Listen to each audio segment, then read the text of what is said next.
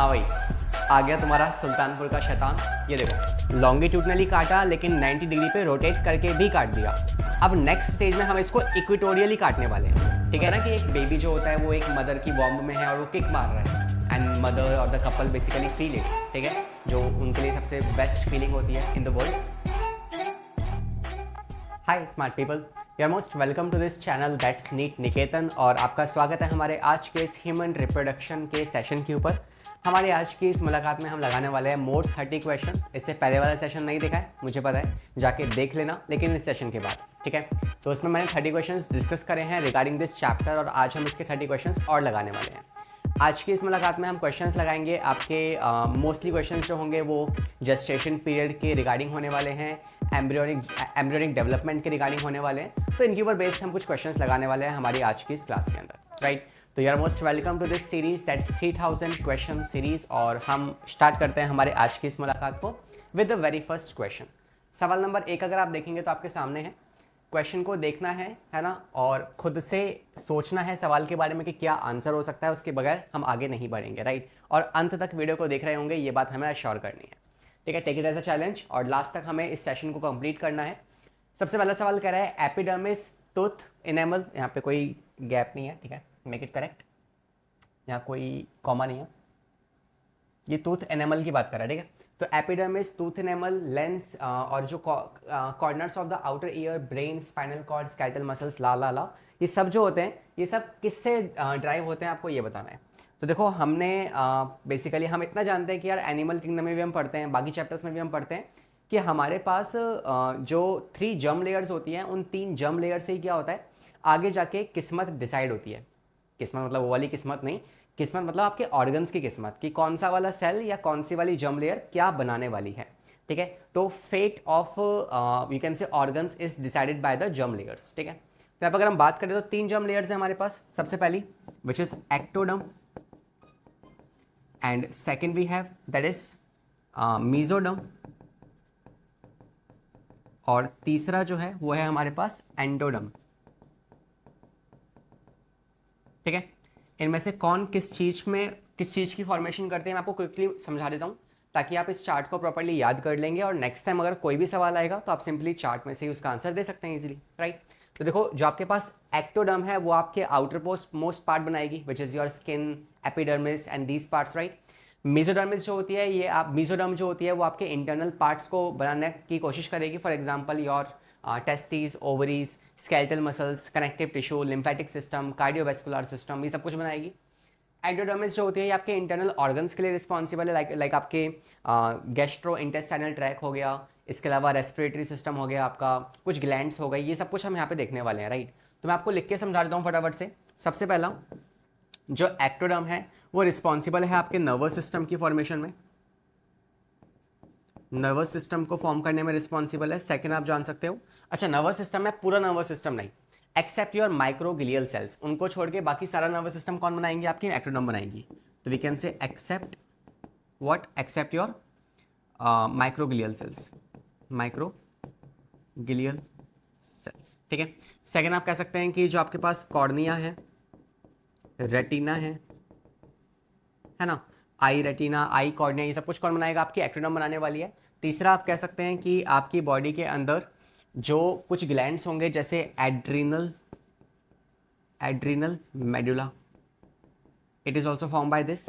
Fourth आप कह सकते हैं कि जो आपके पास ओपनिंग्स है, लाइक माउथ की opening, nasal opening, anal opening, so ये सारी जो ओपनिंग्स है, outermost part, it is also form by ectoderm. तो we can say anal opening, या नोज की ओपनिंग, या बक्कल ओपनिंग।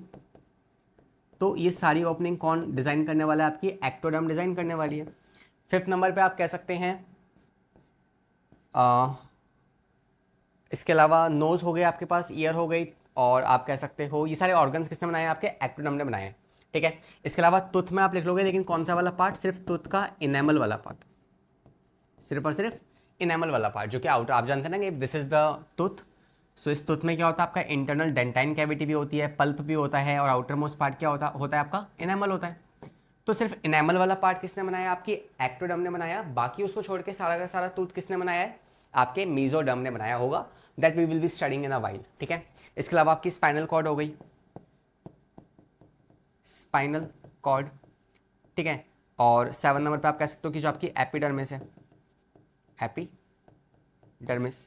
तो ये सारे पार्ट्स किसने बनाए हैं आपके, ये सारे पार्ट्स आपके और इसी ने बनाए आपके एक्टोडर्म ने।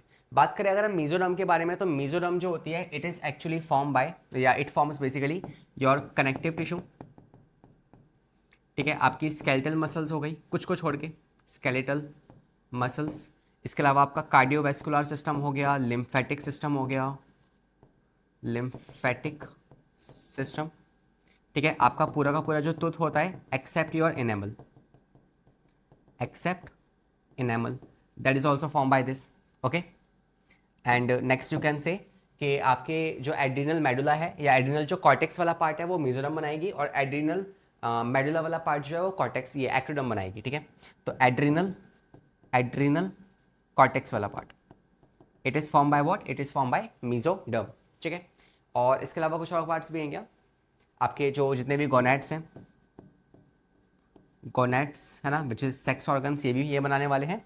इसके अलावा इंपॉर्टेंट बात ये है कि जो किडनी है ना, तो आपने देखा होगा कि यार एक्सक्रीटरी सिस्टम में बहुत सारे पार्ट्स आते हैं। We have the kidney here, we have ureters there, we have urinary bladder there, हमारे पास यूरेथ्रा होता है ना। तो स्टार्टिंग के जो दो पार्ट्स हैं किडनी और ureters, these are form by mesoderms, और लास्ट के जो दो पार्ट्स हैं आपके पास यूरिनरी ब्लैडर और urethra is form by your ectoderm, ठीक है। तो यहाँ पे आप किडनी को इंक्लूड कर लेंगे और साथ में यूरेटर्स को इंक्लूड कर लेंगे, फाइन। इसकी बात की जाए यहाँ पे आपके डाइजेस्टिव सिस्टम आ जाएगा, डाइजेस्टिव सिस्टम, ठीक है। जीआईटी सिस्टम आ जाएगा जिसमें आपकी पैनक्रियास आ जाएगा, लिवर आ जाएगा, है ना, गैस्ट्रो इंटेस्टाइनल ट्रैक सिस्टम, ठीक है। तो जीआईटी सिस्टम आ जाएगा। इसके अलावा आप कह सकते हैं इसमें आपके एक्सक्रीटरी सिस्टम में कौन आ जाएंगे, यूरिनरी ब्लैडर, यूरिनरी ब्लैडर, और इसके अलावा यूरेथ्रा, ठीक है, ये वाला पार्ट आ जाएगा इसके अंदर। और रेस्पिरेटरी सिस्टम आ जाएगा पूरा का पूरा, रेस्पिरेटरी सिस्टम। तो मैंने कोशिश करी है कि आपकी तीनों जर्म लेयर से जो भी पार्ट्स या जो भी ऑर्गन्स बनते हैं वो मैं आपको एक ही स्लाइड में लिख के सब कुछ दे दूँ। अब यहाँ से आप टिक मार सकते हैं कि आप मेजॉरिटी ऑफ ऑर्गन्स जो देख पा रहे हैं। अच्छा, यहाँ पे आपका ईयर भी आ जाएगा, ठीक है। ईयर में कौन सा वाला पार्ट, ईयर में आप कह सकते हैं एक्सटर्नल प्लस इंटरनल। जो ईयर है वो आपकी एक्टोडर्म फॉर्म करती है except middle ear, middle ear जो है वो ये फॉर्म करेगी। यहाँ पे आप मिडिल ईयर भी लिख सकते हैं, मिडिल ईयर, फाइन। तो आप देख पा रहे हैं कि corners of the outer year हो गया, ब्रेन हो गया, स्पाइनल कॉर्ड हो गई, और लेंस हो गया, या इनेमल ऑफ द टूथ और epidermis, they all are actually form by your ectoderm. So we can say option number A is the correct answer, ठीक है। तो थोड़ा सा टाइम लग गया, लेकिन ये लिस्ट अगर आपके पास है ना, तो देखो आने वाले सवाल होंगे वो आपके लिए काफ़ी इजी होने वाले हैं। आप इजीली उनको क्वेश्चंस को यूँ ऐसे टक से सॉल्व कर सकते हो, ठीक है। आ जाए नेक्स्ट सवाल पे, क्वेश्चन नंबर 2 देखो। कह रहा है HCS जो होता है इसको इसी फॉर्म में लिखते हैं, small h capital C capital S, जो कि है ह्यूमन कॉरियोनिक सोमैटोमेमोट्रोपिन हार्मोन, मतलब नाम है। So we have this hormone and previously which is used to call as. तो ये नाम क्या कम था जो और नाम दे दिया इसको। तो हमारे पास जो HCS है विच इज ह्यूमन कॉरियोनिक सोमैटोमेमोट्रोपिन, इसका दूसरा नाम क्या होता है। हालांकि ज़रूरत क्या पड़ी इसको दूसरा नाम देने की वो समझ में नहीं आता मुझे, बट स्टिल इसका एक और नाम है विच इज़ ह्यूमन प्लेसेंटल लैक्टोजन। और ये सारे हार्मोन्स कौन प्रोड्यूस करता है, आपके प्लेसेंटा प्रोड्यूस करता है। वही ये पूरी फसाड़ की जड़ है ना जो इतने सारे नाम निकलवाएगा आपसे। तो अगर सॉल्यूशन की बात की जाए तो हम जानते हैं प्लेसेंटा जो है that is a temporary endocrine organ, temporary endocrine organ, जो आप जानते हैं कि सिर्फ प्रेगनेंसी के दौरान ही फॉर्म होगा, उसके अलावा फॉर्म नहीं होता। और ये एंडोक्राइन नेचर में है, इसका मतलब ये कुछ ग्लैंड्स भी बनाने वाला है, कुछ हार्मोन्स भी रिलीज करवाने वाला है। तो कुछ ना कह के बहुत सारे हार्मोन्स निकाल देगा ये, कुछ कुछ कह के। तो आप कह सकते हो सबसे पहला हार्मोन जो होगा वो होगा प्रोजेस्टेरॉन, जो ये बनाने वाला है। दूसरा हार्मोन होगा ईस्ट्रोजन।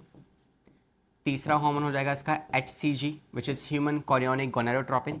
चौथा हो जाएगा HCT which is human chorionic thyroxine. पांचवा हो जाएगा HCACTH which is human chorionic adrenocorticotropin hormone.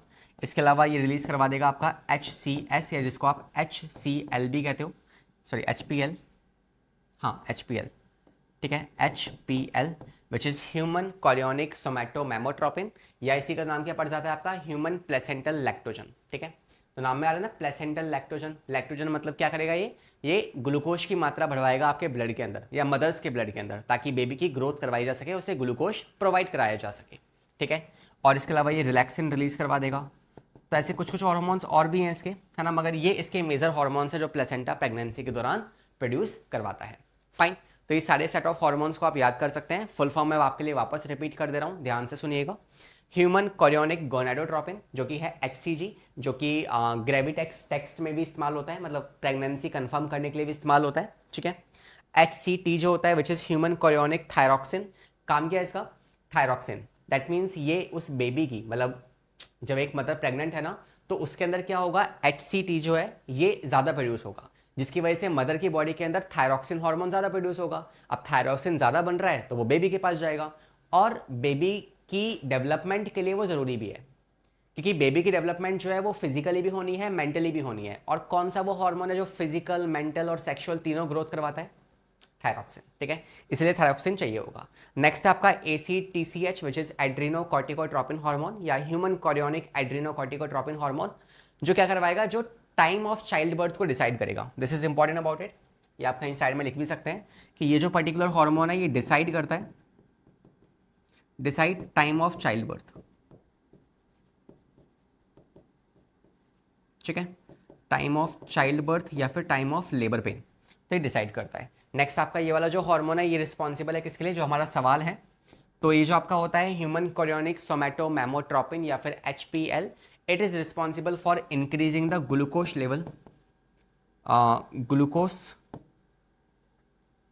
Glucose level in maternal blood.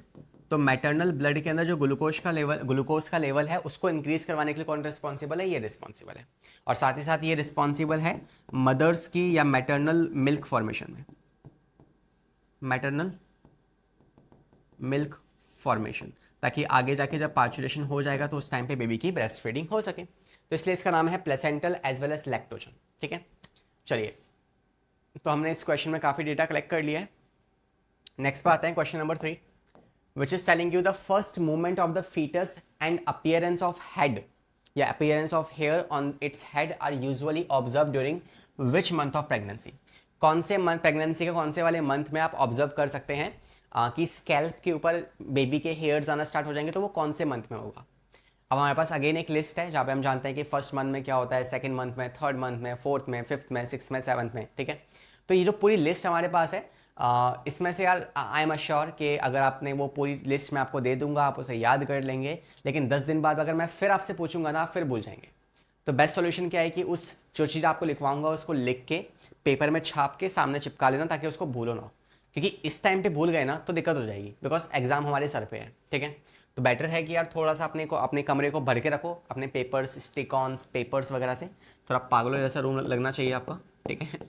चलो, तो अगर बात की जाए तो आपके पास जो फर्स्ट मंथ होगा that is 22nd day after conception, after conception. तो कॉन्सेप्शन के 20 दिन बाद के क्या हो जाएगा, आप देख सकते हैं कि एक ऑर्गन डेवलप होना स्टार्ट होगा विच इज हार्ट, ठीक है, मैं लिख दूंगा अभी बाद में। तो पहली चीज़ तो ये हो जाएगी।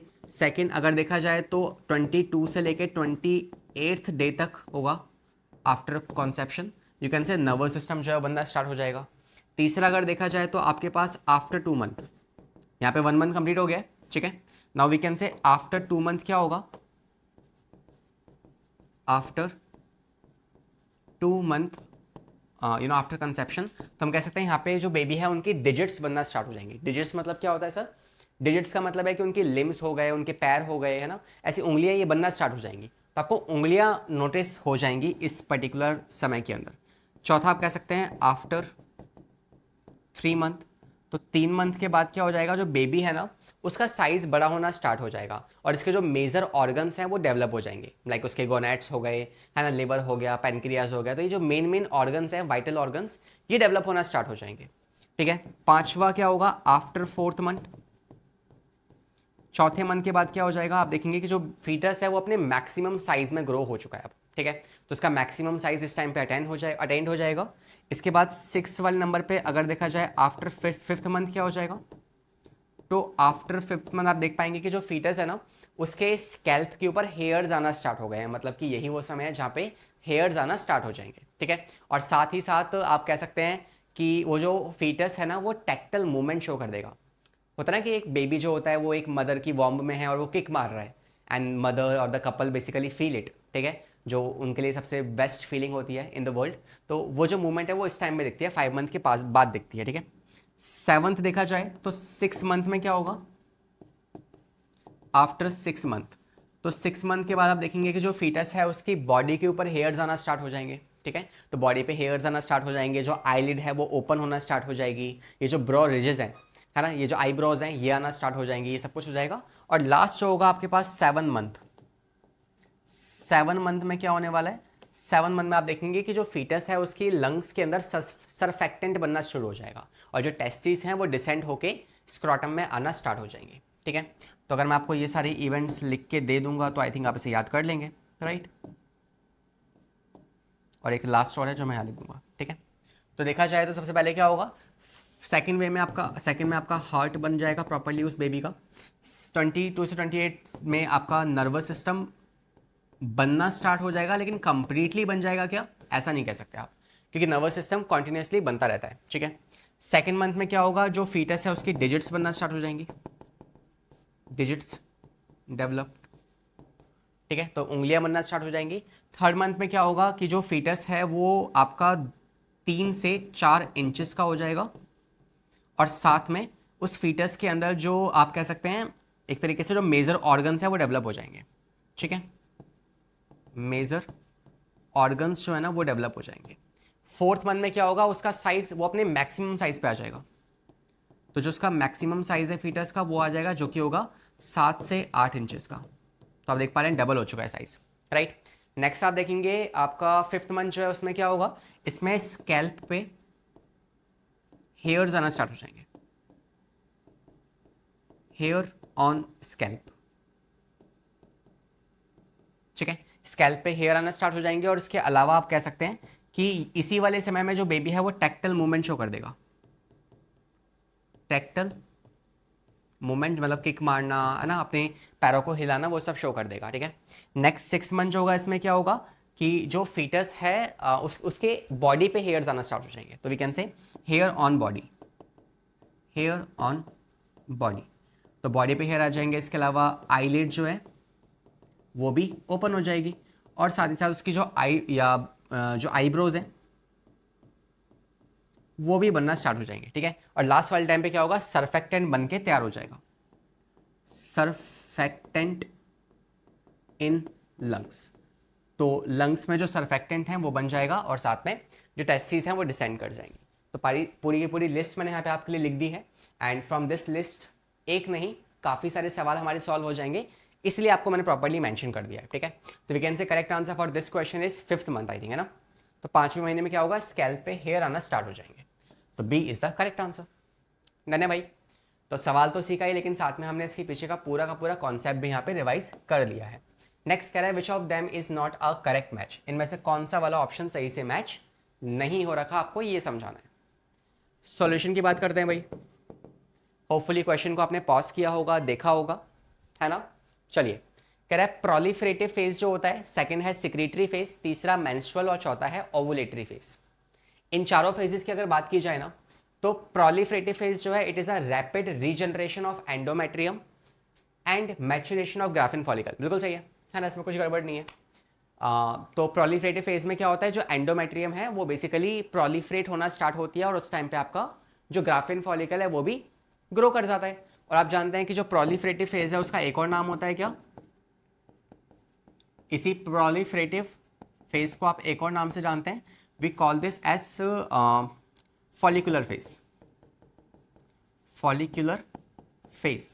अब अगर मैं आपसे पूछ लूं, बताओ इसे प्रोलिफरेटिव फेज क्यों कहते हैं, किस हार्मोन के इन्फ्लुएंस की वजह से आपने ये नाम दिया, तो आप कहेंगे due to which hormone, due to oestrogen, क्योंकि इस फेज के अंदर ईस्ट्रोजन का लेवल काफ़ी हाई रहता है। और आपने इसी वाले फेज को फॉलिकुलर फेज नाम क्यों दिया, बिकॉज इसी वाले फेज में एक और हार्मोन है जो ज़्यादा रहता है, which is nothing but FSH। तो FSH की मात्रा भी ज़्यादा रहती है और साथ ही साथ ईस्ट्रोजन की मात्रा भी यहाँ पे ज़्यादा रहती है। फाइन, तो पहला वाले में कोई गड़बड़ नहीं है। सेकंड कह रहा है, अच्छा which one is not correct. तो अगर और ऑप्शंस को देखा जाए ना, एक सेकेंड, और ऑप्शंस देखते हैं। कह रहा है secretary phase, development of corpus luteum and increase secretion of progesterone. तो आपको पता है जो सिक्रेटरी फेज है उसमें क्या होता है कि प्रोजेस्टेरॉन का लेवल हाई होता है, बिकॉज कॉर्पस ल्यूटियम जो है वो उस टाइम पे बना रहा होगा, राइट। एंड वी कैन से ये भी सही है, आपके पास कोई गड़बड़ नहीं है इसमें, है ना। नेक्स्ट कह रहा है मेंस्ट्रुएशन जो है it is the break down of endometrium and ovum is not fertilise. तो आप जानते हैं जब ओवम फर्टिलाइज नहीं होगा उस टाइम पे एंडोमेट्रियम शेड कर जाएगी, and that's called as menses, जो कि आपके स्टार्टिंग के 1 से लेके डे 5 तक चलता है, ठीक है। लास्ट कह रहा है ओवुलेशन जो है इसमें LH और FSH जो है attains last peak and sharp fall in the progesterone. यहां पे गड़बड़ हो गई, ठीक है। तो ये वाली जो स्टेटमेंट दी है ना लास्ट में, ये गलत है, क्योंकि आप जानते हैं कि यार ओवुलेशन फेज होता कब है। तो ओवुलेशन फेज जो है ये होता है आपके डे 14 पे। और एक बात बताओ, क्या डे 14 पे कॉर्पस ल्यूटियम बना होता है? नहीं सर, डे 14 पे तो कॉर्पस ल्यूटियम बनता ही नहीं है। और जब कॉर्पस ल्यूटियम बनेगा ही नहीं उस टाइम पे, तो ऑब्वियसली हम कह सकते हैं ना कि प्रोजेस्टेरॉन तो नहीं होगा उस टाइम पे। और सवाल क्या कह रहा है आपसे? सवाल के ऑप्शन में ये बात कही गई है कि डे 14 पे प्रोजेस्टेरॉन का लेवल जो होता है वो डिक्रीज करता है। तो यार वो बना ही नहीं था तो डिक्रीज कैसे करेगा? हो ही नहीं सकता, है ना। तो लास्ट स्टेटमेंट हमारे यहाँ पे गलत हो जाएगी, which is going to be the correct answer. Done है। नेक्स्ट पे आ जाए, 5th question. Saying after implantation finger like projections on the trophoblast are called as dash which is surrounded by dash of the maternal blood। तो देखा जाए तो यार implantation मतलब कि जो हमारे पास अगर मान लो ये है, ठीक है, अगर ये यूट्रस है तो इस यूट्रस में क्या होगा, ये होगा फंडस वाला पार्ट जिसे आप डेसिडुआ बेसालिस भी कह सकते हैं, डेसिडुआ बेसालिस। और यहाँ पे क्या होगा, फीटस डेवलप करेगा और यहाँ पे होंगे एंडोमेट्रियम, बायोमेट्रियम, वो सारी वॉल्स हो जाएंगी, ठीक है। इस तरीके से सर्विक्स हो जाएगी यहाँ पे। तो देखा जाए तो यहाँ पे जो एम्ब्रियो डेवलप कर रहा है उसके पास क्या है, इट हैज अ ट्रोपोब्लास्ट। और ट्रोपोब्लास्ट के पास क्या होती है, इस तरीके से फिंगर लाइक प्रोजेक्शंस होती हैं। और यहाँ कहीं होगा हमारा एम्ब्रियो। तो ये जो फिंगर लाइक प्रोजेक्शंस है ये एक्चुअली में कहाँ पे जाके इम्बेड हो रखी हैं? तो ये आप जानते हैं कि ये जो है ये आपके यूट्राइन टिश्यू, जो कि आपका यूट्रस है उसकी जो वॉल है उसमें जाके ये इम्बेडेड होती हैं और क्या बनाती है, प्लेसेंटा की फॉर्मेशन करती है, ठीक है। सेम डायग्राम आपको एनसीईआरटी में भी मिल जाएगा। And these are what, these are chorionic villi, chorionic villi. और ये क्या है, ये है आपका decidua basalis which is nothing but a uterine tissue. तो हम कह सकते हैं इसका जवाब क्या हो जाएगा कि after implantation finger like projections of trophoblast, because trophoblast ही है जो कॉरियन बनाती है और कॉरियन ही है जो आगे जाके कॉरियोनिक विलाई की फॉर्मेशन कर देंगी। तो we can say trophoblast are called as chorionic villi, they forms the chorionic villi which are surrounded by the uterine tissue, ठीक है। तो हम कह सकते हैं कि chorionic villi and uterine tissue, that means option number B is the correct answer. Done है boss, हो गया। नेक्स्ट पे आ जाओ। saying that the extra embryonic membrane of the mammalian embryo are derived from trophoblast, follicular cells, proliferative cell या formative cells या inner cell mass। तो आपने ये स्ट्रक्चर तो देखा ही होगा, which is the structure of blastocyst। तो blastocyst में क्या होता है, if we have this particular structure which is going to be your zona pellucida, है ना। zona pellucida के अंदर क्या होगा, we have this plasma membrane। इस प्लाज्मा मेम्ब्रेन में आप कह सकते हैं कौन डेवलप हो चुका है, अब यहाँ पे ट्रोफोब्लास्ट लेयर बन चुकी है। तो for example this is a trophoblast layer, ठीक है। तो ये हो जाएगी क्या, ट्रोफोब्लास्ट लेयर। अब यहाँ पे क्या होगा, यहाँ पे हमारे पास होगा, we can say this is what we have the inner cell mass. और बाकी जो कैविटी बच जाएगी उसे आप क्या नाम दोगे, you will call it as a blastocoel cavity. This is blasto seal cavity and this is inner cell mass, inner cell mass। इसके अलावा this is the layer called as trophoblast, trophoblast। अच्छा एक नई बात बताऊं आपको, तो आपको पता है कि यार ऐसी वाली ट्रोफोब्लास्ट जो कि इनर सेल मास के साथ कनेक्टेड में है, we call this kind of trophoblast cell as cells of Rauber, cells of Rauber, ठीक है, इन्हें सेल्स ऑफ रॉबर कहते हैं, ठीक है। ओके सर, तो अब इसमें अगर देखा जाए तो आप देख पा रहे हैं कि जो एक्स्ट्रा एम्ब्रियोनिक मेम्ब्रेन है ना, वो कौन बनाएगा, वो आपकी ट्रोफोब्लास्ट है, जो आगे जाके एक्स्ट्रा एम्ब्रियोनिक लेयर्स में पार्टिसिपेट करेगी। और आपको पता होना चाहिए इंटरेस्टिंगली कि ये जो ट्रोफोब्लास्ट हमारे पास लेयर होती है ना, ये जो हमारे पास ट्रोफोब्लास्ट लेयर है, ये कोई एक काम नहीं करती, इसको एज अ वरदान मान लो कि हमें इतने सारे काम इस मतलब ये परफॉर्म कर लेती है अकेले में। क्या क्या काम है, जैसे कि आपकी जो ट्रोफोब्लास्ट लेयर है, पहली बात तो वो आपकी इस जोना पेल्यूसिडा को रप्चर करेगी ताकि ये पूरा का पूरा ब्लास्टोसिस्ट स्ट्रक्चर जो है ये आपके एंडोमेट्रियम में इम्प्लांट हो सके। तो फर्स्ट काम क्या हो गया, जोना पेल्यूसिडा को रप्चर करना by releasing some trophoblastic enzymes, पहला काम। दूसरा काम होता है इसका कि ये जो होती है ये आपके कॉरियोनिक विलाई की फॉर्मेशन में मदद करेंगी। और अगर कॉरियोनिक विलाई बन रही है मतलब कॉरियोन बन रही है, और कॉरियोन क्या है, हमारी एक एक्स्ट्रा एम्ब्रियोनिक लेयर है, तो ये आपकी एक्स्ट्रा एम्ब्रियोनिक लेयर की फॉर्मेशन में भी मदद करेंगी, ठीक है। तीसरा काम जो आपका HCG होता है, which is human chorionic gonadotropin, इस हार्मोन की प्रोडक्शन में भी कौन मदद करती है, आपकी यही ट्रोफोब्लास्ट लेयर ही है जो इस हार्मोन को बनाती है, जो आगे जाके प्रोजेस्टेरॉन के लेवल को मेंटेन करेगा। चौथा काम, ये जो ट्रोफोब्लास्ट लेयर है क्या करती है, ये एक तरीके से आगे जाके प्लेसेंटा की फॉर्मेशन में भी मदद करेगी। तो आप देख पा रहे हैं कितने मेजर इवेंट्स जो हैं हमारे एम्ब्रियोजेनेसिस के, उसमें ये रोल प्ले कर रही है। फाइन, तो पहला फंक्शन क्या था इसका कि ये जो है ये HCG की फॉर्मेशन करेगी। दूसरा फंक्शन था इसका कि ये जो है ये जोना पेल्यूसिडा को रप्चर करेगी बाय ट्रोफोब्लास्टिक एंजाइम्स, तो इन एंजाइम्स को रिलीज कराने के बाद ये काम करेगी। तीसरा आप कह सकते हैं कि ये जो है ये प्लेसेंटा की फॉर्मेशन में मदद करेगी, और इसके अलावा ये आपके जो एक्स्ट्रा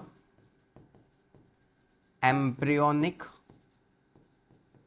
लेयर्स है ना, उनकी फॉर्मेशन में भी मदद करने वाली है। फाइन, तो we can say according to this question the correct answer is option number A. Fine, question number 7 पे आ जाए। डायग्रामेटिकल व्यू आपको दिया हुआ है, थोड़ा सा क्लियर नहीं है but I think it's manageable, है ना। तो देखा जाए तो ए से डी आपको बताना है कौन सा वाला क्या स्ट्रक्चर है, तो हमने इससे पहले ही देख लिया है ना, हमने इससे पहले ही देख लिया। तो अगर हम देखें यहाँ पे तो हम कह सकते हैं कि पहला वाला तो सेम ही है, breaking zone of the zona pellucida, तो ये वो पॉइंट है जहाँ पे क्या होगा, जोना पेल्यूसिडा रप्चर होगी। सेकंड आप देख पा रहे हैं, सेकंड क्या दिख रहा है आपको, सॉरी, तो अगर हमारे पास ये है, गुड कैच, ओके। सो बी जो है क्या दिख रहा है आपको, इनर सेल मास दिख रहा है, राइट। तो आपके पास फर्स्ट का हो गया breaking of zona pellucida, second हो गया इनर सेल मास, तो मतलब ये तो होंगे नहीं, इन दोनों में से होगा। अब नेक्स्ट देखा जाए तो आपको पता है ये लेयर कौन सी है, ये पूरी की पूरी layer, this is nothing but trophoblast, तो बॉस इसी में दिया हुआ है ट्रोफोब्लास्ट आपको, राइट। तो we can say B is the correct answer for this question, right. तो कई बार क्या होता है, डायग्रामेटिकल क्वेश्चंस भी आते हैं, काफ़ी ईजी होते हैं, बस हम डर जाते हैं देख के कि यार इतना बड़ा सवाल, ऐसा सवाल, तो it's like easy, take it chill, okay. Next, in human secretion which of the following is use to confirm the implantation of embryo, तो कौन है जो कि कंफर्म कर देगा कि भाई इम्प्लांटेशन हो चुका है। तो मैंने आपको क्या बताया, यू कैन सी हियर, ये ट्रोफोब्लास्ट है जो कि HCG रिलीज कर रही है, जो कि जिसका हम इस्तेमाल करने वाले हैं as a confirmatory test of pregnancy, है ना, कंफर्मेटरी टेस्ट ऑफ प्रेगनेंसी। तो प्रेगनेंसी का कंफर्मेटरी टेस्ट पता करने के लिए हम इस पर्टिकुलर हार्मोन का इस्तेमाल करते हैं कि अगर जब प्रेगनेंसी होगी तो उस टाइम पे क्या होगा, ये हार्मोन ज़्यादा बनेगा, और ज़्यादा बनेगा तो ये यूरिन के अंदर आएगा, और फिर वो किट होती है जिसपे यूरिन की ड्रॉप्स डालते हैं, और इससे क्या होता है कि रेड और ग्रीन मार्क्स आ जाते हैं, राइट। तो it is helping us to calculate whether the implantation has happened और नॉट, ठीक है। तो आपकी ट्रोफोब्लास्ट है जो क्या बनाएगा, ट्रोफोब्लास्ट है जो आपकी HCG बनाएगा, विच इज़ ह्यूमन कॉरियोनिक गोनाडोट्रोपिन, और ये एज अ टेस्ट में इस्तेमाल होगा जो कंफर्म करेगा कि हाँ भाई प्रेगनेंसी हो चुकी है, ठीक है, ये कंफर्म करेगा कि प्रेगनेंसी हो चुकी है। डन है, नेक्स्ट पे आ जाओ, question number 9, saying which of the following embryonic membrane structure is excretory in function, तो कौन सी वाली इन चारों में से मेम्ब्रेन एक्सक्रीटरी फंक्शन की होती है, ठीक है। तो हम जानते हैं कि पहले आप क्वेश्चन को खुद से पढ़ लीजिए, फिर हम साथ में देखेंगे।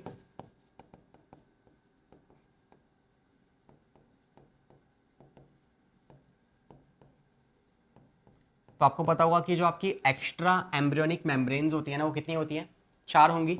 सबसे पहले वाली कॉरियन, सेकेंड जो होगी विच इज एमनियन, तीसरी जो होगी उसे आप कहते हो एलेंटॉइस,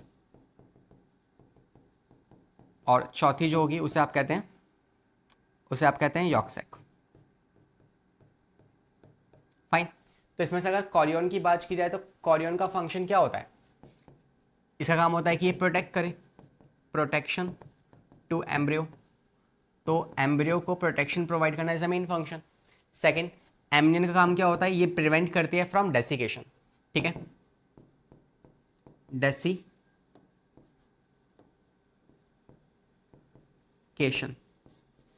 से ये प्रिवेंशन करेगी, prevent the embryo.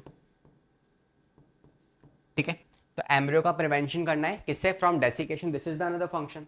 Next weekend से अगर हम बात करें एलेंटॉइस की और यॉर्कसैक की, तो यॉर्कसैक तो नाम से समझ में आ रहा है कि भाई ये फूड प्रोवाइड करेगा। हालांकि आप जानते हैं कि जो आपके पास बर्ड्स हैं, रेप्टाइल्स हैं, उनके अंदर यॉर्कसैक का मेन काम होता है कि वो नरिशमेंट प्रोवाइड करे। जो कि आप देखते हैं कि आपकी जो एग है, शेल्ड एनिमल्स जो होते हैं उनके एग में क्या होता है? यॉर्कसैक होता है। बट हमारा जो एम्ब्रियो है ना, उसके पास यॉर्क नहीं होता। तो हमारे में इस यॉर्कसैक का काम क्या होगा? हमारे में काम होता है कि ये अर्ली स्टेजेस के अंदर क्या करे? ये अर्ली स्टेजेस में पहला काम करता है which is haemopoietic, that means formation of blood. तो आपको पता है कि जो एम्ब्रियो है ना, या फिर आप फीटस की बात कर सकते हैं, फीटस के अंदर ब्लड की फॉर्मेशन कौन करता है? स्प्लीन और लिवर।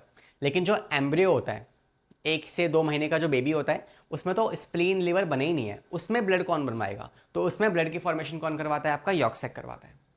फाइन। तो ये इसका मेन काम होता है। बाकी दूसरा काम होता है कि ये टेस्टीज में, आप जानते हैं कि टेस्टीज और ओवरीज में क्या होते हैं? जर्म सेल्स होती हैं, जर्मिनल एपिथीलियम। तो जर्मिनल एपिथीलियम जो होता है उसकी फॉर्मेशन भी कौन करवाता है? यही करवाता है। तो याद रखने वाली बात यह है कि जो जर्मिनल एपिथीलियम है वो गोनेडल नेचर की नहीं होती, वो एक्स्ट्रा गोनेडल होती है। नहीं समझे? इट्स लाइक जो आपकी जर्मिनल एपिथीलियम है ना, जो आपकी स्पर्मेटोगोनिया बनवाएगी या फिर जो आपकी ऊगोनिया मदर सेल्स को बनाती है, वो लेयर जो होती है ना, वो प्रेजेंट तो आपके गोनेट्स में होती है, लेकिन क्या वो बनी भी गोनेट्स में? नहीं। उनको बनाता कौन है? यॉर्कसैक बनाता है, और फिर वहां से वो माइग्रेट करती हैं टेस्टिस या ओवरीज के अंदर। तो कोई पूछे कि जर्मिनल एपिथीलियम जो होती हैं, क्या वो गोनेडल नेचर की हैं या एक्स्ट्रा गोनेडल नेचर की हैं? तो आप बताएंगे कि वो एक्स्ट्रा गोनेडल नेचर की है। और कौन बनाता है उसको? आपकी यॉर्कसैक फॉर्मेशन करते हैं। ठीक है, तो सेकंड फंक्शन क्या होता है इसका? Formation of male and female germ cell. तो इनकी फॉर्मेशन भी यही करवाते हैं। अब बात रही किसकी? एलेंटॉइस के बारे में। तो एलेंटॉइस का अगेन हम ह्यूमंस में कुछ खास फंक्शन नहीं है, लेकिन हाँ रेप्टाइल्स में, बर्ड्स में ये एज अ यूरिनरी ब्लैडर काम करता है कि उनके अंदर जो भी वेस्ट बनेगा, जो भी यूरिक एसिड बनेगा, ये उसको स्टोर कर लेगा। ह्यूमंस की बात की जाए तो ह्यूमंस में इसका बस एक ही काम है कि ये जो है ये वॉटसन जेली बनवाएगा। पहली चीज़ तो it is responsible for the formation of Watson jelly and umbilical cord. तो umbilical cord plus Watson jelly, इन दोनों चीज़ों की फॉर्मेशन कौन करेगा? ये करेगा ह्यूमंस के अंदर।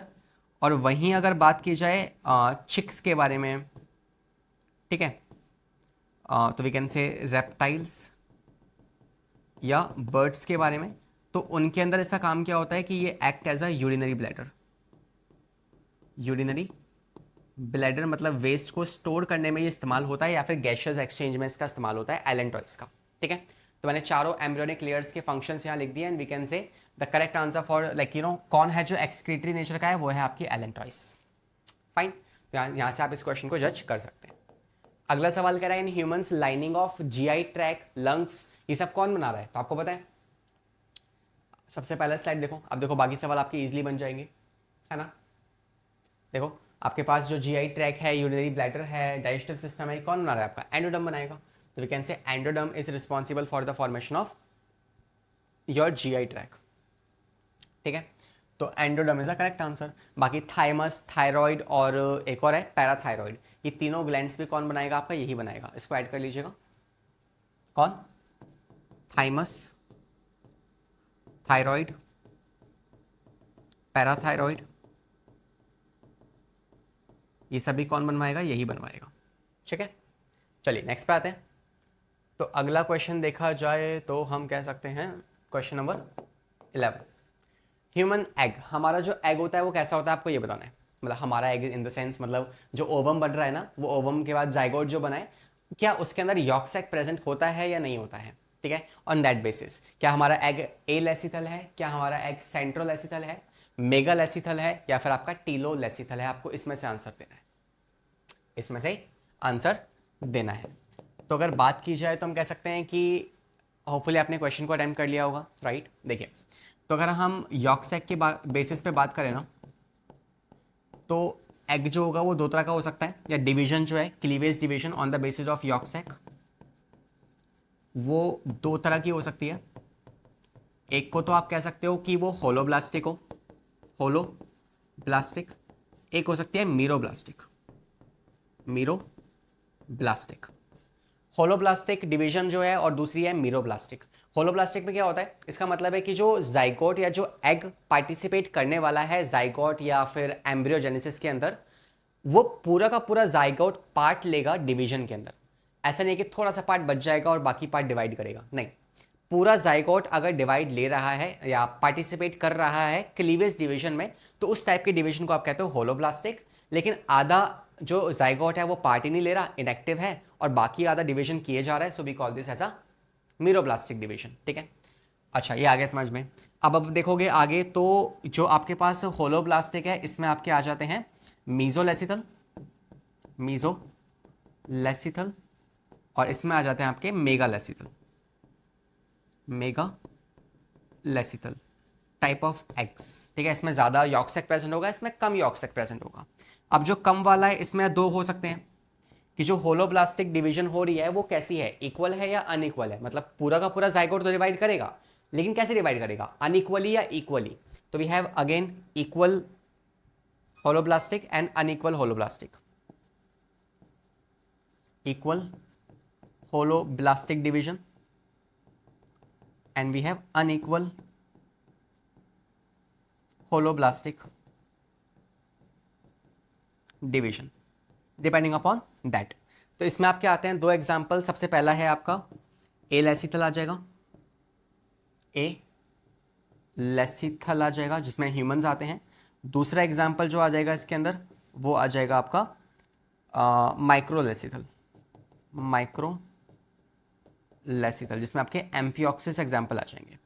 बात की जाए अनइक्वल में तो इसमें एग्जांपल्स आ जाएंगे जो कि है मीजोलेसिथल। ठीक है, तो बात की जाए एलेसिथल मतलब क्या है इसका, इसका मतलब है कि इसमें कोई यॉर्क सैक नहीं होगा, मतलब आपके ह्यूमंस एग्जांपल आ जाएंगे। इसमें एम्फिऑक्सिस, एम्फिऑक्सिस, और इसमें आ जाएंगे एग्जांपल आपके एम्फीबियंस, एम्फीबियंस। इसमें बात की जाए तो इसमें आपके एग्जांपल्स आ जाएंगे आपके इंसेक्ट हो गए, ठीक है, या फिर आप कह सकते हो कि आपके रेप्टाइल्स हो गए। ठीक है, इंसेक्ट के पास क्या होता है, सेंट्रोलेसिथल होता है, सेंट्रोलेसिथल। और जो आपके पास ये हैं रेप्टाइल्स हैं, इनके पास क्या होता है, इनके पास होता है आपका डिस्कॉइडल नेचर का, शायद, है ना, डिस्कॉइडल एग। फाइन, तो मैंने आपको पूरा चार्ट यहाँ पे समझा दिया। And we can say according to this question humans के अंदर बेसिक सी बात है कि हमारे पास कोई यॉर्क सैक नहीं होता, because we have the mother. तो मदर हमें न्यूट्रिशन प्रोवाइड करती है with the help of placenta, तो हमें कोई यॉर्क सैक की आवश्यकता नहीं है। हमारा यॉर्क सैक क्या काम कर रहा है, वो अलग ही दुनिया जी रहा है, वो अपना हीमोपोइटिक में काम कर रहा है, वो जम लेयर्स को बना रहा है, वो उसका अलग ही काम चल रहा है। ठीक है, तो we can say this is the correct answer. अगले सवाल पे आ जाओ, question number 12। saying that wall of each seminiferous tubule is formed of a single layer called। तो जो सेमनीफेरस ट्यूब्यूल है उसमें कौन सी लेयर्स पाई जाती हैं, तो if this is seminiferous tubule, ठीक है, मतलब ये आपका टेस्टिकुलर लोब्यूल है, टेस्टिकुलर लोब्यूल। इसमें क्या है, मान लो मैं आपको 3 सेमनीफेरस ट्यूब्यूल बना के दिखाता हूँ, 1 2 3। हर एक सेमनीफेरस ट्यूब्यूल पे क्या होती है, इस तरीके से सेल्स की लेयर्स पाई जाती हैं। So we have some Sertoli cells and we have some germinal epithelium. तो वो सिंगल लेयर ऑफ सेल क्या है जो कि आगे इस फॉर्मेशन करेगी, that is nothing but your germinal epithelium. और यही जर्मिनल एपिथेलियम मैं आपको बता रहा था कि ये एक्स्ट्रा गोनेडल नेचर की होती है। इसको कौन बनाता है? It is form by mesoderm of yolk sac. ठीक है, तो मैं आपको नोट पॉइंट यहाँ पे लिख दे रहा हूँ कि ये जो जर्मिनल एपिथेलियम है, it is what? It is extra gonadal, it is extra gonadal in nature या इन ओरिजिन। और सेकेंडली कौन बनाता है इसको? It is form by mesoderm of yolk sac.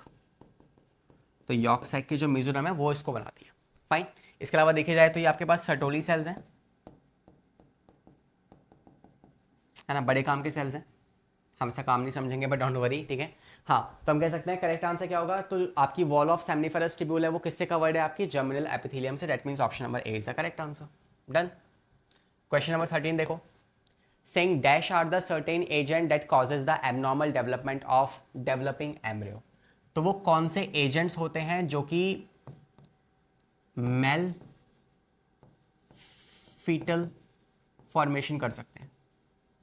मतलब कि जो फीटस बन रहा है वो फीटस ठीक से ना बने, उसके लिए कौन कौन से एजेंट्स रिस्पॉन्सिबल हो सकते हैं, क्या कहते हैं उसको? The most well known is dash one which causes the phocomelia. तो फिनोमेलिया जो है ये कौन से वाले एजेंट से होता है, आपको ये बताना है। तो पहली बात तो जो कैटेगरी ऑफ हार्मोन या कैटेगरी ऑफ एजेंट्स जो है ना, उसे आप कहते हो टेराटोजेंस। टेराटोजेंस ऐसे एजेंट्स होते हैं जो क्या करने वाले हैं? ये बेसिकली मेल फीटल फॉर्मेशन करते हैं। मतलब कि जो फीटस बनने वाला है उसको खराब कर देंगे। और बेसिकली जो आपका एम्ब्रियो होता है ना, कितने से कितने का? आपके 12 वीक्स तक का, मतलब 1 से 2 महीने का जो एम्ब्रियो है ना, वो सबसे ज़्यादा सेंसिटिव रहता है इन टेराटोजेंस को लेके। तो उस टाइम पे मदर को किसी भी तरह का टेराटोजन कंज्यूम नहीं करना है। क्या मतलब है टेराटोजेंस का? इसका मतलब है कि स्मोकिंग हो गया, अल्कोहल हो गया, ड्रग्स हो गए, ये सब जो है ये टेराटोजेंस में आते हैं। फाइन। तो वी कैन से यहाँ पे आप कह सकते हैं कि 1 to 2 मंथ एम्ब्रियो जो है, it is what? It is most sensitive to टेराटोजेंस।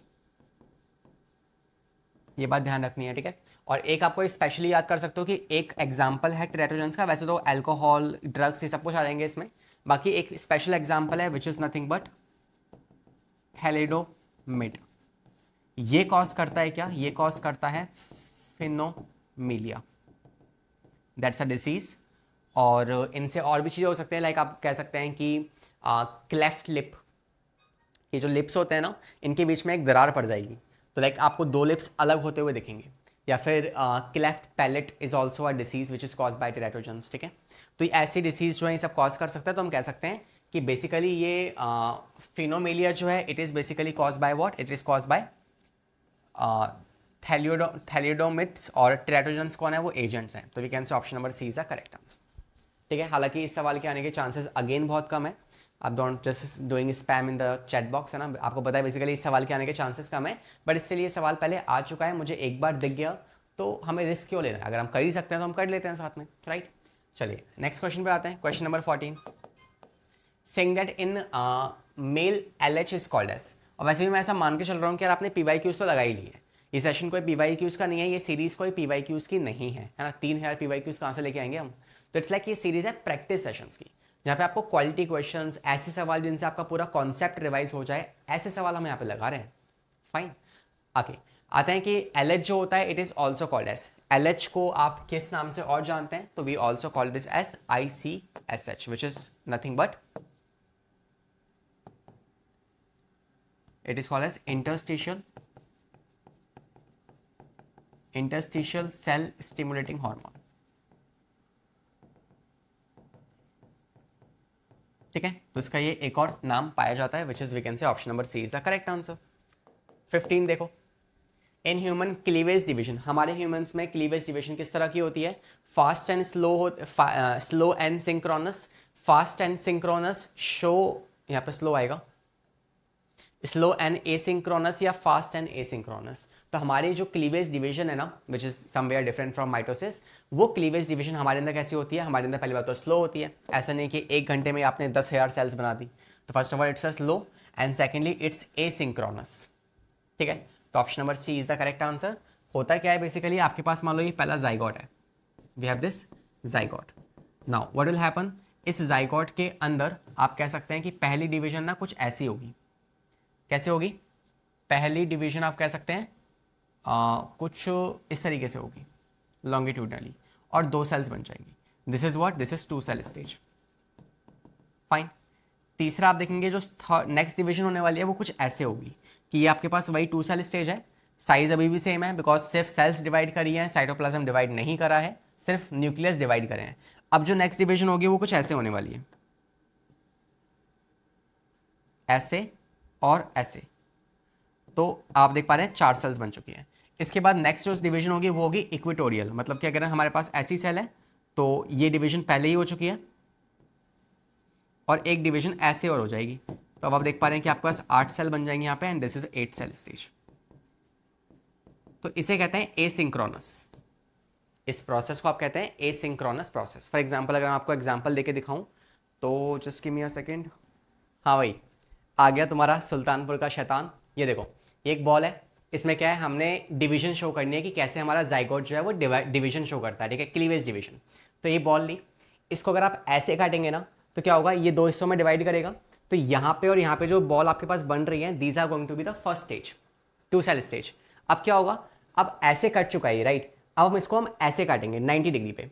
तो क्या होगा, अब आपके पास ये वाली स्टेज बनेगी कि इस बॉल को अगर मैंने ऐसे पहले काटा था, अब इसको मैंने ऐसे काटा, तो आप देख पा रहे हैं कि ये 4 सेल स्टेज बन चुकी है। अब इसके बाद क्या होगा, अब हम ऐसे तो इसे काट चुके हैं इस तरीके से, यूं कट गया है और यूं कट गया है, दैट मीन्स लॉन्गिट्यूडनली काटा लेकिन 90 डिग्री पे रोटेट करके भी काट दिया। अब नेक्स्ट स्टेज में हम इसको इक्वेटोरियली काटने वाले हैं, ठीक है। तो आगे के 4 पीसेज ऊपर, 4 पीसेज नीचे, और बॉल के हो गया चीतरा, ठीक है। तो ये हमारी बॉल जो है ये आज बली चढ़ चुकी है, बट ठीक है, हमने कॉन्सेप्ट समझ लिया किस तरीके से कि आपके पास 2 सेल से 4, 4 से 8 सेल्स जो है कंप्लीटली फॉर्म होती है। This is what we call as slow and asynchronous kind of cleavage division. Fine, तो हमने इसको समझ लिया है। आते हैं नेक्स्ट क्वेश्चन पे। Option number C is the correct answer. अगला सवाल देखो, question number 16, saying that the blastomere in the blasto, अरे इतना लंबा सवाल है ना, पहले खुद से एक बार रीड करो फिर साथ में सॉल्व करेंगे इस क्वेश्चन को, राइट। चलिए, तो देखा, होपफुली आपने क्वेश्चन को सॉल्व किया होगा। आइए सॉल्यूशन की तरफ बढ़ते हैं। इसके आराम से शांति से पढ़ना है ना, स्किप नहीं करना है इस क्वेश्चन को, बिकॉज क्वेश्चन कभी भी कैसे भी आ सकता है। कह रहा है the blastomere in the blastocyst are arrange in the outer layer called as. तो देखो, आपके जो ब्लास्टोमियर्स है ना, ब्लास्टोसिस्ट के अंदर जो ब्लास्टोमियर्स होती हैं उसकी आउटर लेयर क्या होती है। तो आपको पता है कि if this is what I have blastocyst, तो इसमें जो आपके पास आउटर लेयर होगी, what do we call this, it is called as trophoblast. Trophoblast, okay sir. Next कह रहा है and the inner group of cell is attached to trophoblast is called as. तो जो इसके अंदर सेल्स का ग्रुप पाया जाएगा उसे क्या कहेंगे, उसे हम कहेंगे inner mass cell, inner cell mass. तो देखो, ऑप्शंस को साथ साथ मैच करते हुए चलते हैं। पहला ऑप्शन हट गया हमारा, एक तो ट्रोफोब्लास्ट है और दूसरा इनर सेल मास है, तो सब में सेम है, आगे आ जाओ। नेक्स्ट वो कह रहा है कि trophoblast layer get attach to dash and the dash differentiates into embryo. तो एम्ब्रियो में डिफरेंशिएट कौन होता है, इनर मास सेल होता है। और कौन है जो किसके ऊपर ट्रोफोब्लास्ट जाके अटैच होगा, तो वह है आपकी एंडोमेट्रियम। तो नेक्स्ट आपका आना चाहिए एंडोमेट्रियम और फिर इनर मास सेल, तो ये दोनों होंगे। लास्ट वाले को हटा दो, तो लास्ट वाला एलिमिनेट हो गया। नेक्स्ट वो कह रहा है कि as a result the dash become embedded in the endometrium. तो कौन है जो एंडोमेट्रियम में धस जाएगा, इज दिस इम्प्लांटेशन और इज दिस ब्लास्टोसिस्ट। तो ब्लास्टोसिस्ट है जो आगे इम्प्लांट होगा और उस प्रोसेस को आप कहते हो this is called as implantation, right. तो we can say option number B is the correct answer. तो देखा, सवाल भले कितना ही बड़ा दिख रहा हो, है ना, अगर मैं फिजिक्स केमिस्ट्री की बात नहीं कर रहा, बट हाँ, इन बायोलॉजी जो सवाल जितना मुश्किल दिखता है वो उतना ही आसान भी होता है, ठीक है। इस बात को हमेशा याद रखना बायोलॉजी के अंदर। तो हम कह सकते हैं option number B is the correct answer. बस ये है कि यार सवाल ने आपका थोड़ा सा समय ले लिया, है ना, तो क्या हो गया, तो इट्स लाइक, बट हमने क्वेश्चन को ठीक से समझ के अटेम्प्ट कर लिया है। आते हैं 17 क्वेश्चन पे। Structure connecting the foetus to placenta, वो कौन सा वाला स्ट्रक्चर है जो फीटस को प्लेसेंटा के साथ कनेक्ट करता है। तो अगर हमारे पास मान लो ये फीटस है ना, इसको निमोनिया हो गया तो if this is the foetus, smile करवा देते हैं इसको, या अरे यार छिपकली लग रहा है पूरा, ओके, इनको हटा दो, इनको हटा दो। तो देखें तो फीटस के साथ कौन निकला होगा, यहाँ से निकलेगा अम्बिलिकल कॉर्ड, जो क्या करेगी आगे जाके इसे कनेक्ट करवा देगी प्लेसेंटा के साथ, जो इसको आगे जाके प्लेसेंटा के साथ कनेक्ट करवा देगी। So we have this one is what, this is placenta, this is placenta and this is what we have embryo. And इसके बीच में क्या है, इसके बीच में हमारे पास है this is nothing but your umbilical cord. तो कौन है भाई, हाँ हाँ कौन हो तुम, तो करेक्ट, जो आपके पास फीटस और प्लेसेंटा को कनेक्ट करती है वो कौन है, वो है आपकी umbilical cord. Fine, this is the correct answer. Question number 18 देखो, saying acrosome present at the tip of the sperm is made up of. तो एक्रोसोम जो है वो क्या है, तो मैंने आपको इससे पहले वाले सेशन में शायद समझाया था कि एक्रोसोम क्या है, उसके कौन कौन से एंजाइम्स होते हैं। तो वहाँ हमने सीखा था कि जो एक्रोसोम है वो एक तरीके से गोल्गी बॉडीज़ की मॉडिफिकेशन है। फाइन, मैं फटाफट से आपको लिख देता हूँ कौन कौन से पॉइंट हमने लास्ट क्लास में लिखे थे, कि जो एक्रोसोम है that's first of all a cap like structure, cap like structure in head of sperm. तो स्पर्म के हेड में जो कैप लाइक स्ट्रक्चर है उसे आप कहते हो क्या, उसे आप कहते हो एक्रोसोम। सेकेंडली काम क्या होता है इसका, ये जो एक्रोसोम है this is mainly responsible for creating the lyso sperm lysins, ठीक है। तो इट कंटेन स्पर्म लाइसेंस, जैसे कि hyaluronidase, hyaluronidase. Second it contains your corona radiata enzymes या corona penetrating enzyme, sorry corona penetrating enzymes, ठीक है, corona penetrating enzymes. और तीसरा एंजाइम जो होता है उसे आप कहते हो स्पर्म लाइसिन या फिर जोना लाइसिन, जोना लाइसिन, जो कि जोना पैलिसिडा को रप्चर करेगा। तो ये तीन एंजाइम्स यहाँ पे पाए जाते हैं, कोई शक कोई डाउट। और तीसरा आप कह सकते हैं कि it is nothing, acrosome is nothing but the modification of Golgi bodies, modification of Golgi bodies. Fine, तो तीन बात आपको एनी हाउ पता होनी चाहिए किसके बारे में, एक्रोसोम के बारे में, बाकी दुनिया जाए बाढ़ में। तो हम कह सकते हैं Golgi bodies is what, this is the one जो मॉडिफाई होके एक्रोसोम की फॉर्मेशन करती है। 19 question, at the time of implantation the human embryo is called as. तो इम्प्लांटेशन के दौरान जो ह्यूमन एम्ब्रियो, अच्छा पहले तो ये समझ लो कि जो ह्यूमन एम्ब्रियो और फीटस में फ़र्क क्या होता है। मैं ये दो वर्ड ना काफ़ी बार यूज़ कर चुका हूँ, एम्ब्रियो और फीटस। तो एम्ब्रियो जो होता है ना, ये आप कहते हो जब बेबी कितना होगा, 1 से 2 मंथ का होगा, या फिर अप टू 12 वीक्स। तो 12 वीक तक का जो एक स्ट्रक्चर, एक ऑर्गेनिज्म जो एक मदर होल्ड कर रही है ना, उसे आप एम्ब्रियो कहोगे। और you can say more than 12 months, 12 week sorry not months. तो अगर 12 वीक से ज़्यादा का होगा, मतलब तीसरे महीने से लेके 9वें महीने तक जो समय है उसे आप कहते हो फीटस, उसे आप कहते हो क्या, फीटस। फाइन, तो ये बात ध्यान रखनी है आपको। अब सवाल कह रहा है कि जो इम्प्लांटेशन के दौरान जो एम्ब्रियो इम्प्लांट होने वाला है वो कौन था एक्चुअली में, वो थी आपकी ब्लास्टोसिस्ट। बिकॉज ब्लास्टोसिस्ट है वही जाके आपकी क्या होती है, इम्प्लांट होती है किस पे, यूट्रस पे। तो we can say B is the correct answer.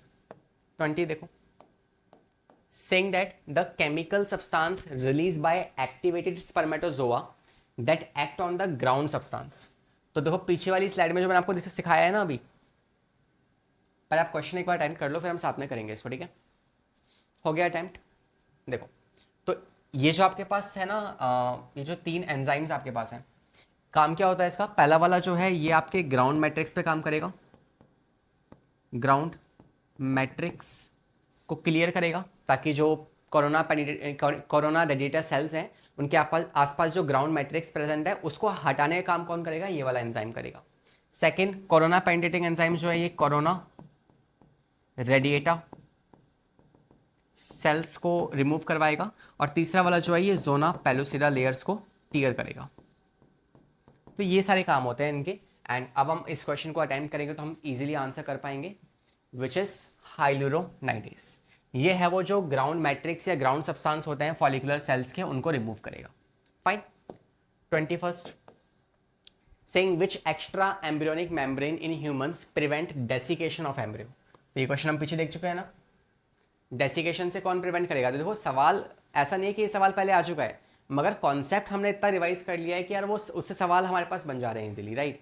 तो अब देख पा रहे हैं डेसिकेशन से प्रिवेंट कौन करता है, आपका एमनियन प्रिवेंट करती है, ठीक है। डेसिकेशन से एमनियन जो है वो प्रिवेंट करती है। तो option number D is the correct answer. Fine. तो डेसिकेशन की स्पेलिंग टिक कर लो एक बार, DESICC, तो इट्स डेसिकेशन, ओके।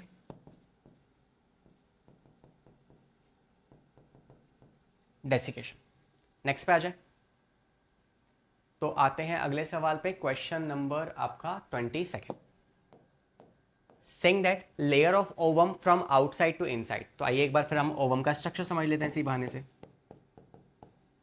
ठीक है। तो अगर आपको आता है तो क्वेश्चन को अटेम्प्ट कीजिए और फिर इसका फॉरवर्ड करके आप आंसर भी चेक कर सकते हैं।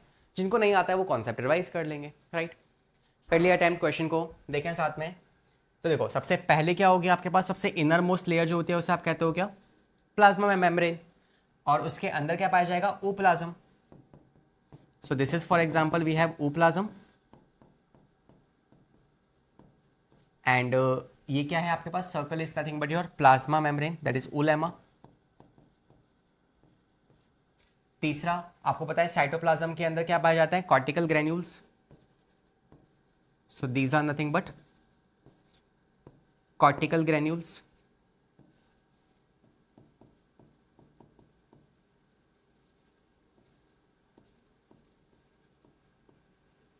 कॉर्टिकल ग्रेन्यूल्स, ठीक है। नेक्स्ट कहीं कहा जाए तो हम कह सकते हैं कि आपके साइटोप्लाज्म के अंदर और क्या होते हैं, बहुत सारे माइटोकॉन्ड्रिया, और एक होगा सेंटर में कौन, न्यूक्लियस, जिसे आप जर्मिनल वेसिकल कहते हो। सो दिस इज जर्मिनल वेसिकल, ठीक है। तो इट्स जर्मिनल वेसिकल, और ये हो जाएगा आपके पास, ये माइटोकॉन्ड्रिया हो गए, ओप्लाज्म हो गया। अच्छा पहली लेयर है, इसके ऊपर कौन सी लेयर आती है, इसके ऊपर आपकी आती है, इसके ऊपर आपकी आ जाएगी जोना पेलुसिडा, राइट। तो second layer that we have that is your zona pellucida. So once again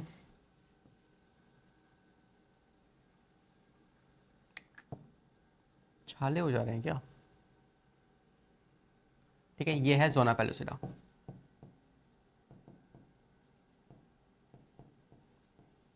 और इसके बीच का स्पेस जो होता है उसे क्या कहते हैं क्या, जो बीच का स्पेस है उसे आप कहते हो pre vitelline space, pre vitelline space, जहां पे कौन प्रेजेंट होगा, पोलर बॉडी प्रेजेंट होगी। एंड देन इसके ऊपर कौन सी लेयर होगी, इसके ऊपर होगी आपके जोना पेलुसिडा के आसपास कोरोना रेडिएटा सेल्स की लेयर होंगी। तो you can say this is what, corona radiata sales.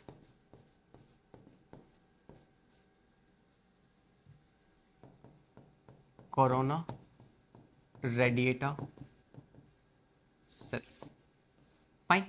आइए ऑप्शंस पे आते हैं। तो सबसे बाहर वाली लेयर क्या है, इसने पूछा है आउटसाइड से इनसाइड की तरफ। सबसे बाहर कौन है, कोरोना रेडिएटा, फिर है आपकी जोना पेलुसिडा, फिर आपकी प्री विटेलाइन है क्या, नहीं ये रॉन्ग हो गया। सबसे पहले क्या आपके पास zona pellucida, corona radiata, vitelline नहीं, vitelline membrane, then zona pellucida, corona radiata, layer of ovum from outside to inside. तो बाहर से अंदर देखा जाए तो सबसे बाहर तो आपकी जोना कोरोना रेडिएटा है। तो आप कह सकते हैं, तो आप कह सकते हैं व्हाट, हाँ ये सही है, option number A is the correct one. सबसे बाहर कौन है, कोरोना रेडिएटा, उसके बाद कौन है, जोना पेलुसिडा, उसके बाद कौन है आपका प्री विटेलाइन स्पेस और द विटेलाइन स्पेस, करेक्ट है। तो option number A is the correct answer, ठीक है। तो यहाँ पे लेबलिंग कर दे रहा हूँ मैं, नंबरिंग दे दे रहा हूँ उसको। सबसे पहले कौन है आपके पास, कोरोना रेडिएटा, सेकेंड नंबर पे कौन है, जोना पेलुसिडा, और तीसरे नंबर पे कौन है, प्री विटेलाइन, फाइन। नेक्स्ट पे आ जाओ, 23rd question. Saying that which of the following, अच्छा यहाँ पे एक बात ध्यान रख सकते हो आप कि जोना पेलुसिडा जो है वो आपकी नॉन सेलुलर लेयर है, मतलब वो सेल से मिलकर नहीं बनाई गई है, वो आपकी ग्लाइकोप्रोटीन से मिलकर बनी है। और वहीं कोरोना रेडिटा सेल जो है ये आपकी सेलुलर नेचर की है, मतलब ये सेल से बनी हुई है। Fine, so this is cellular, मतलब ये सेल से मिलकर बनी हुई है। और वहीं इसकी बात करें तो दिस इज नॉन सेलुलर। तो अगर सर ये नॉन सेलुलर है तो ये किससे बनी होगी? ये बनी होती है आपके जोना ग्लाइकोप्रोटीन से, जिसे आप ZP3 कहते हैं। ठीक है, ZP3। 23rd कह रहा है विच of the following statement is correct, कौन सी स्टेटमेंट सही है आपको ये बताना है। ठीक है, तो read the question by yourself, attempt it by yourself and then we will do it together. देखें तो HCG जो होता है that is HPL and relaxin are produce by the women only during pregnancy. बिल्कुल सही बात है। ये तीनों हार्मोन्स कौन बनाता है? प्लेसेंटा बनाता है, और प्लेसेंटा सिर्फ प्रेगनेंसी के दौरान ही बनता है, प्लेसेंटल हार्मोन्स। सो कोई शक नहीं है इस सवाल में। Next, during pregnancy the level of other hormone like oestrogen, progesterone, cortisol, prolactin, thyroxine, ये सब जो है ये इंक्रीज होंगे मैटरनल ब्लड के अंदर। ये बात भी सही है, बिकॉज अगेन ये सारे क्या है आपके प्लेसेंटल हार्मोन्स हैं। नेक्स्ट कह रहा है increase production of HCG, HPL, progesterone etcetera is essential for. अब देखो दो ऑप्शन सही हो चुका है तो ऑब्वियसली क्या होगा? Option number D is the correct answer, all of these, है ना। तो इतना मत्थापची भी नहीं करनी, इतना सीधा भी नहीं बनना कि यार सारे ऑप्शन ही पढ़ेंगे हम बैठ के, नहीं, है ना। अगर हमें दिख रहा है कि यार समय सेव हो सकता है तो समय सेव करना चाहिए हमें, राइट।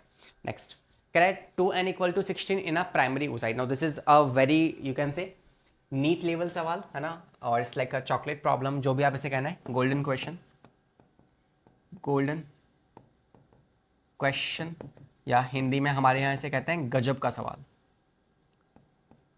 गजब का सवाल। तो बताओ क्या होगा इस गजब के सवाल का जवाब? ठीक है, तो 2n = 16 is a primary oocyte spermatocyte. ठीक है, तो प्राइमरी स्पर्मेटोसाइट जो है वो आपके पास 2n है, आप जानते हैं। If this is a cell which is primary spermatocyte which is 2n n equals to 16, which is in the metaphase of the first meiotic division, what shall be the total number of chromatids in each of the secondary spermatocyte? हर एक spermatocyte जो होगी इससे बनेगी कौन? इसमें होगी आपकी meiosis first, और कौन बनेगी आपकी सेकेंडरी स्पर्मेटोसाइट। सवाल पूछता है but should be the total number of chromatids in each of the secondary spermatocyte. तो हर सेकेंडरी स्पर्मेटोसाइट में कितने क्रोमैटिड्स पाए जाएंगे आपको ये बताना है। आप जानते हैं कि जब फर्स्ट मियोसिस डिवीजन होती है तो क्या होता है आपके 2n से n बन जाता है। अब बच्चे सोचेंगे सर अगर 2n से n बनना होगा तो बहुत सिंपल सवाल है, इसमें क्या नीट लेवल सवाल और क्या चॉकलेट प्रॉब्लम। तो इट्स लाइक 2n का हाफ कर दो which is going to be your n and that's n = 8। तो हमारा आंसर आ गया 8, जो कि एक्चुअली में गलत हो जाएगा, और पोपट भी हो जाएगा तुम्हारा। तो देखो आंसर क्या होना चाहिए इसका। सवाल में उसने क्रोमोसोम्स नहीं पूछे, सवाल में उसने क्या पूछा है? क्रोमैटिड्स पूछे। क्रोमोसोम्स नहीं पूछ रहा है, आपसे क्रोमैटिड पूछ रहा है। तो आपको पता है एक सेल की ही अगर बात हो रही होगी तो सेल के अंदर यहाँ पे क्या यहाँ से यहाँ होने में आपकी मियोसिस पूरी हो चुकी है क्या? नहीं हुई ना। मियोसिस 2 स्टेप्स में पूरी होती है, और मियोसिस जब पूरी हो ही नहीं है, सिर्फ मियोसिस का पहला वाला पार्ट हुआ है, मियोसिस फर्स्ट हुई है, मियोसिस सेकंड अभी नहीं हुई है। तो मियोसिस फर्स्ट अगर सिर्फ हुई है तो आप देख सकते हैं कि सेल वही है, क्रोमोसोम्स अभी सेपरेट नहीं हुए हैं, सेल्स अभी सेपरेट नहीं हुई है। तो अभी भी एक तरीके से क्रोमोसोम्स में से जो सिस्टर क्रोमैटिड्स हैं वो अलग हो चुके हैं, लेकिन है तो वो उसी सेल में ना। तो जो सेल आपके पास बनेगी, ये जो सेल है, ये अगर आप यहाँ पे देखना चाहें तो ये कुछ इस तरीके से होगी, इसमें सिस्टर क्रोमैटिड्स अभी भी प्रेजेंट है। तो अगर पहले वाले में आपके पास 16 क्रोमोसोम्स थे तो अब आपके पास चाहे तो क्रोमोसोम्स 8 हो गए हैं, लेकिन सिस्टर क्रोमैटिड मतलब 1 का 2 बन चुका है ना। तो अभी भी आप कहेंगे क्रोमैटिड्स कितने होंगे आपके पास? तो n हो चुका है, लेकिन वो भी कितने होंगे? 16, क्योंकि 16 के आपके क्रोमैटिड्स हैं। ठीक है, तो आप कह सकते हो कि 16 आपके पास क्रोमैटिड्स हैं बाकायदा, n = 8 आप कह सकते हो, विच is nothing but your chromosomes. क्योंकि सवाल ने उससे आपने क्रोमोसोम्स नहीं पूछा, आप सही थे कि भाई आपके पास यहाँ पे 2n है, मियोसिस फर्स्ट हुआ, नंबर ऑफ क्रोमोसोम्स हाफ हो जाएंगे, n = 8, बिल्कुल सही है। लेकिन उसने क्रोमोसोम पूछा ही नहीं है, उसने क्रोमेटिड्स पूछा है। आपको पता है कि अगर 8 क्रोमोसोम्स है तो क्रोमोसोम का मतलब क्या होता है, ये होता है। अब अगर ये 8 स्ट्रक्चर है तो बताओ ये क्रोमेटिड्स कितने हैं। तो अगर 8 क्रोमोसोम्स हैं तो 16 क्रोमेटिड्स नहीं होंगे क्या, क्योंकि एक में 2 होते हैं। ये तो सिंपल सी गणित है ना, हमारी आनी चाहिए इतना तो। We can say the correct answer for this question is remain 16। वो 16 ही रहेंगे, वो 32 या 8 नहीं बनने वाले। तो we can say C is the correct answer. समझेगा, नहीं समझे समझ जाओगे, कोई बात नहीं, ठीक है। This is the correct answer. 25 पे आते हैं। कह रहा है कौन कौन से सही सीक्वेंसेस होते हैं वो आपको अरेंज करना है। तो अगर देखा जाए तो फीमेल रिप्रोडक्टिव सिस्टम के अंदर सबसे पहले क्या होगा, ग्रोथ ऑफ कॉर्पस ल्यूटियम, नहीं, पहले ग्रोथ ऑफ फॉलिकल्स होंगे, ठीक है। तो it is going to be the first step जहाँ पे फॉलिकल्स की ग्रोथ होगी। उसके बाद क्या होता है, जब फॉलिकल्स ग्रो हो जाते हैं, या सबसे पहले क्या होगा, सिक्रेशन होगा किसके, एफएसएच का, बिकॉज एफएसएच ही है जो फॉलिकल्स को डेवलप करवाएंगे। तो फर्स्ट ये होगा, सेकंड ये हो जाएगा। अब जैसे जैसे फॉलिकल्स बन जाएंगे तो क्या होगा, फॉलिकल्स के प्रॉपर डेवलप होने के बाद आप जानते हैं ओवुलेशन हो जाएगा, तो थर्ड ये हो जाएगा। या एलएच के सर्ज आने की वजह से ही ओवुलेशन होता है, तो पहले आप इसको कर लीजिए, ठीक है। आई एम सो सॉरी, है ना, थोड़ा सा इधर उधर हो जाता है। तो वी कैन से थर्ड ये होगा और फोर्थ ये हो जाएगा, और फिर लास्ट में क्या होगा, कॉर्पस ल्यूटियम बन जाएगा। This is fifth.